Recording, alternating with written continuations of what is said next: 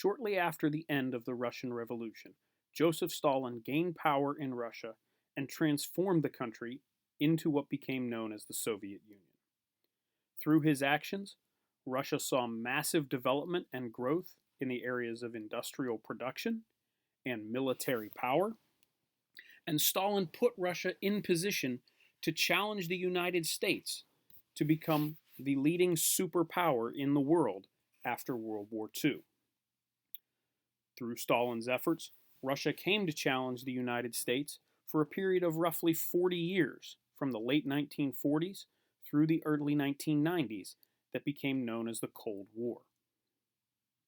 Stalin's improvements to Russia came at a dramatic cost to the country, as he had to radically change both the political and economic system in the country, and through the process of his actions, killed roughly 40 million Russian citizens.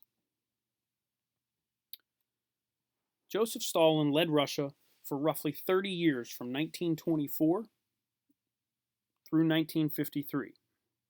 Under Stalin's time as leader, Russia was known as a totalitarian state. A totalitarian state is another term for a dictatorship or fascism. Under a government such as a dictatorship or fascism, the government has complete control of every aspect of people's lives, and citizens do not have many of the basic rights that we, as Americans, are able to have. Under a dictatorship or fascist state, the government's goal is to unify the entire nation behind its leader and eliminate all opposition to that leader and his goals. Other examples of totalitarian states that you may be familiar with are Adolf Hitler in Germany from 1934 through 1945, and Benito Mussolini, who ruled Italy from 1925 to 1943. All three of these leaders, Hitler, Mussolini, and Stalin, shared similar characteristics and took similar actions within their country to achieve their political goals. Every government that is known as a totalitarian state has the same three essential characteristics within it. The first is terror. In a totalitarian state, the leaders in control of the country use the nation's police and military to force citizens to be loyal to them and eliminate anyone who has opposing viewpoints or ideas. This can be done through censorship and the punishing of spreading information critical of the government, and can even go as far as the arrests and purges that you read about during Stalin's reign. The second characteristic of a totalitarian state is propaganda. Propaganda is using information or ideas or imagery to promote an idea or concept. In the case of Stalin and the Soviet Union, propaganda was used to promote Stalin as a strong, powerful, and caring leader, and to promote the ideas of communism, which he was using to transform the Soviet Union. The Russian propaganda was also used to criticize the ideas and goals of capitalism, which was the economic system of the United States and most of the countries of Europe, which was in direct contrast to the Soviet Union and its system of economics. You can see just how Russian propaganda was used in the two pictures on this slide. The first is used to present a positive image of Stalin leading the Soviet Union and uses symbols of nationalism such as the Soviet Union's flag and its letters CCCP, which were common forms of identification for the Soviet Union. The second picture shows Stalin as a caring leader, supporting this young Russian child and taking care of it, while the reality of the situation was that Stalin frequently imprisoned both children and their families, and his actions would lead to the deaths of roughly 40 million citizens. Not a very caring leader when you look at the actual reality of the situation. Propaganda was essential to the rise of Stalin and the Soviet Union because much of Stalin's negative actions and the impact of his decisions were concealed from the public, preventing people from knowing exactly what was going on and what he was doing. The last characteristic of a totalitarian state is the idea of atheism, or promoting the idea that there is no God. In a totalitarian state, atheism is used to promote nationalism and support for your country over religion and support for a God. In the case of Stalin and the Soviet Union, Stalin and Mother Russia, your country, replaced God in your life, and you were supposed to dedicate yourself and your work to improving the country and respecting your leader and helping him to promote his goals. Under Stalin, the Soviet Union went through a radical period of change that had a significant impact on the country and its citizens. The largest change as a result of Stalin's rule was the development of what became known as the New Elite. This was a group of Russian citizens who were loyal members of the Communist Party and who served in Stalin's government or in important leadership positions within the economy, such as factory managers and military leaders. These people, who were essential to Stalin's power and were loyal to him, received special privileges, such as the best apartments or homes in Russia. They had higher wages and salaries than other citizens. They often got the newest and nicest clothes or food, while other citizens did not receive these benefits. Through the use of these benefits and the distribution of them to the new elite, Stalin was able to manipulate people into supporting him. The second major change that occurred throughout Soviet society was the increase in social benefits, or programs or support coming from the government to help take care of citizens. This included things such as free medical care and daycare, as well as education for children. It also resulted in inexpensive and low quality housing for many people because the government had to provide it to them. Since resources were limited and the best resources were going to the new elite, the rest of society got lesser benefits and in many cases struggled if they were not important to Stalin as the leader of the country. The one other benefit that most people saw throughout Russia was bread or food. And so, through his actions, Stalin did improve the quality of life for many people in Russia.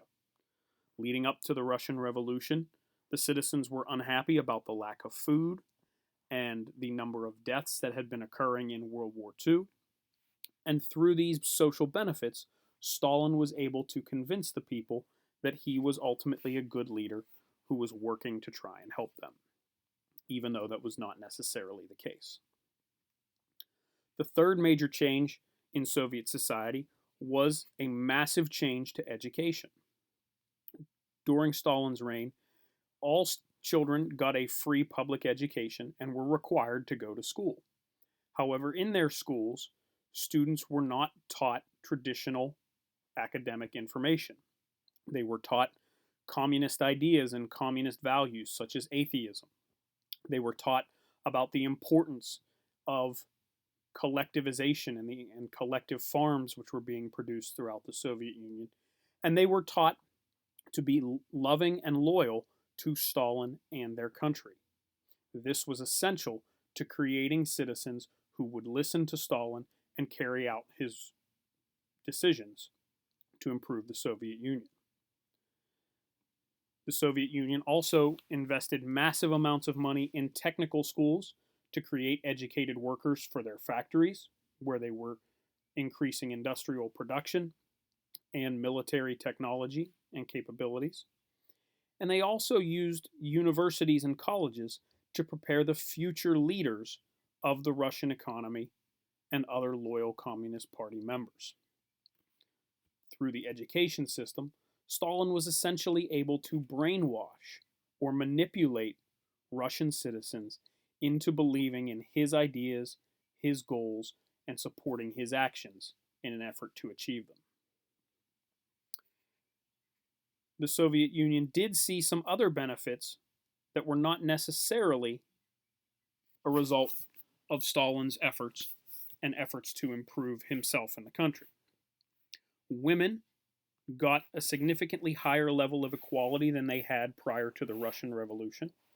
Many women were able to get education and job training so that they could fulfill roles in the Russian economy. Many women took on the jobs of childcare, teaching, medicine, and scientific research because these were essential to the growing Russian economy, and Stalin needed people to fill those roles. Since most of the men were working in the factories or working on collective farms, women took on a more important role, and the salaries that they earned from these jobs helped to support their families. By having this extra money, much of the poverty that many people were facing was lessened, and it strengthened Stalin's claim that he was trying to help the people and the country. The final major change to the new Russian society was significantly increased censorship through the government of the Soviet Union. Under Stalin's reign, all information was controlled and dictated to the citizens by the government. The government controlled the educational system and what was taught to citizens. It controlled what was shown on television or the radio and other forms of entertainment. And it controlled the publication of magazines, books, and newspaper.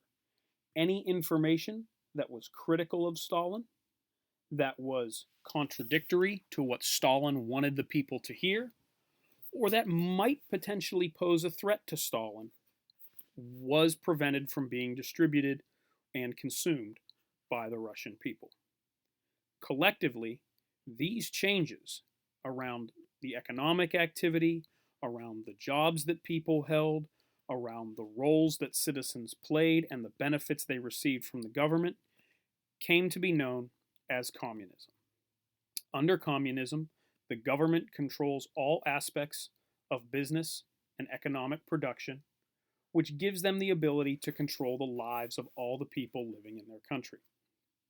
Since all work and economic activity existed to improve the country, citizens needed to be loyal to their leaders and needed to support their goals and ideas, or else they were punished through a variety of methods. Under communism, the political leaders and their supporters would benefit at the expense of other citizens, as you will see in the videos that we will be watching the final 2 days of class.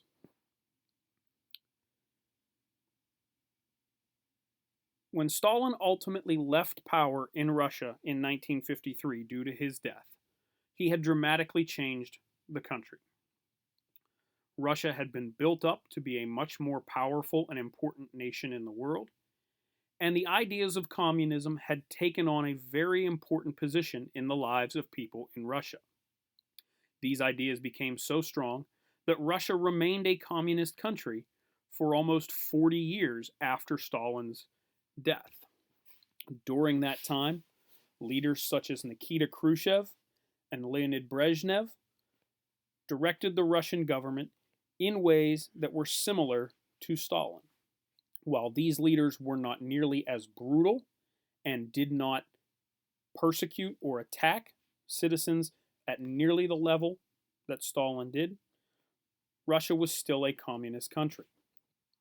These leaders were ultimately responsible for ending some of the propaganda and censorship that had gone on during Stalin's reign, and through their actions, much of the truth about how Russia was ruled during the 1930s, 40s, and early 50s was uncovered for the world.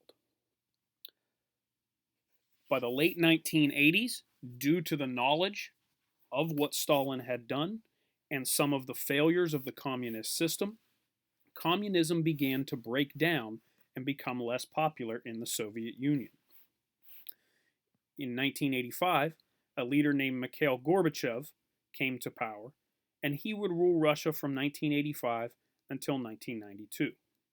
During his reign, he introduced the ideas of perestroika and glasnost, which reversed many of the things Stalin and Lenin had done through the Russian Revolution and pushed Russia towards a more capitalist form of government and economics.